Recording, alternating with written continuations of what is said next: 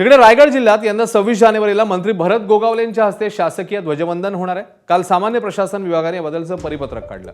या परिपत्रकानंतर आता पुन्हा एकदा रायगड आणि नाशिकच्या पालकमंत्री पदाची चर्चा सुरू आहे। शिवसेनेचे आमदार महेंद्र दळवींनी याबद्दल प्रतिक्रिया दिली आहे। रायगडचे पालकमंत्री भरत गोगावलेच होणार हे याची आम्हाला 100% खात्री आहे, असा विश्वास दळवींनी व्यक्त केला आहे।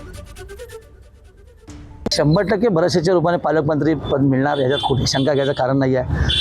सरकारची जी भूमिका ती बरोबर ती असं मला वाटतं। लय उशीर झाला असेल, पण नाशिक आणि रायगडच्या बाबतीमध्ये आज झेंडावंदन अधिकार दिला आहे। येत्या काही दिवसामध्ये भरवशाचे पालकमंत्री रूपाने आपल्याला बघायला मिळतील आणि ती रायगडचं स्वप्न आहे, इच्छा आहे आणि ते इच्छा पूर्ती करण्यासाठी महाराष्ट्र राज्याचे मुख्यमंत्री आदरणीय देवेंद्र फडणवीस याचा निर्णय नक्की घेतील। एबीपी माझा, उघडा डोळे बघा नीट।